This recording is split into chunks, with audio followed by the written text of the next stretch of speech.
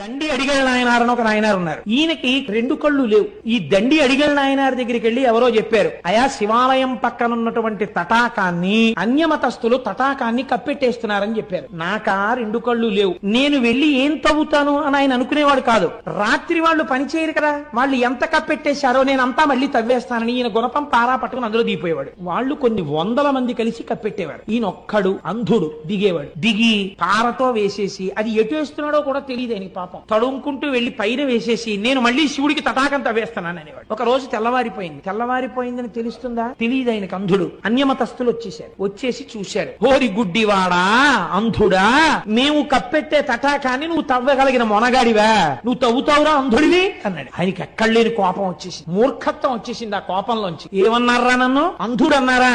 మా స్వామే కనుక ఉన్నది నిజమైతే ఇవాళ రాత్రి మళ్ళీ నేను తటాకం తవ్వడానికి వస్తాను కదా, నా కళ్ళు కనపడాలి, మీ కళ్ళు పోవాలన్నాడు. ఎంత చిత్రమైన మాట చూడండి. మూర్ఖత్వంతో అన్నాడంతే ఆ మాట. వాళ్ళు పెద్ద పరిహాసం చేశారు. నోరు మొయ్యి, రాత్రికి మళ్ళీ తటాకం తవ్వుతావా? మా కళ్ళు పోతాయి, నీ కళ్ళు వస్తాయా? అది చూద్దామని మళ్ళీ కప్పెట్టి వెళ్ళిపోయారు. మళ్ళీ రాత్రి వచ్చారు, కిందకి దిగాడు. దిగి గుణపం పారా పట్టుకున్నాడు. ఈశ్వర, తెల్లవారేటప్పటికీ నా కళ్ళు రావాలి, వాళ్ళ కళ్ళు పోవాలి, మళ్ళీ చెప్తున్నాను, నువ్వు ఉన్నావని నాకు నమ్మిక అన్నాడు. తవ్వాడు. ఇప్పుడు ఈశ్వరుడు సంకటంలో పడ్డాడు. మహాభక్తుడు అన్నమాట నిజం చేసి తీరాలి, నచ్చ చెప్తే విండవు. కాబట్టి తెల్లవారుతోంది. ఈయనకి కళ్ళు వచ్చాయి, వాళ్ళకి కళ్ళు పోయి, అందరికీ కళ్ళు పోయి. ఈ విషయం మహారాజుకు తెలిసింది.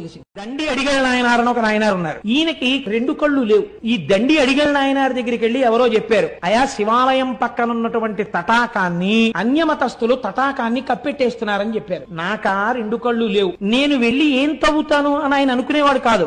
రాత్రి వాళ్ళు పని చేయరు కదా, వాళ్ళు ఎంత కప్పెట్టేశారో నేనంతా మళ్ళీ తవ్వేస్తానని ఈయన గుణపం పారా పట్టుకుని అందులో దిగిపోయేవాడు. వాళ్ళు కొన్ని వందల మంది కలిసి కప్పెట్టేవారు. ఈయన ఒక్కడు అంధుడు దిగేవాడు. దిగి పారతో వేసేసి అది ఎటు వేస్తున్నాడో కూడా తెలియదు ఆయనకి. పాపం తడుముకుంటూ వెళ్లి పైన వేసేసి నేను మళ్ళీ శివుడికి తటాకం తవ్వేస్తానని అనేవాడు. ఒక రోజు తెల్లవారిపోయిందని తెలుస్తుందా? తెలియదు ఆయనకు. అంధుడు. అన్యమతస్థులు వచ్చేసారు. వచ్చేసి చూశారు. హోరి గుడ్డివాడా, అంధుడా, మేము కప్పెట్టే తటాకాన్ని నువ్వు తవ్వగలిగిన మొనగాడివా? నువ్వు తవ్వుతావురా అంధుడివి అన్నాడు. ఆయనకి ఎక్కడలేని కోపం వచ్చేసింది, మూర్ఖత్వం వచ్చేసింది. ఆ కోపంలోంచి ఏమన్నారా? నన్ను అంధుడు అన్నారా? మా స్వామే కనుక ఉన్నది నిజమైతే ఇవాళ రాత్రి మళ్ళీ నేను తటాకం తవ్వడానికి వస్తాను కదా, నా కళ్ళు కనపడాలి, మీ కళ్ళు పోవాలన్నాడు. ఎంత చిత్రమైన మాట చూడండి. మూర్ఖత్వంతో అన్నాడంతే ఆ మాట. వాళ్ళు పెద్ద పరిహాసం చేశారు. నోరు మొయ్యి, రాత్రికి మళ్ళీ తటాకం తవ్వుతావా?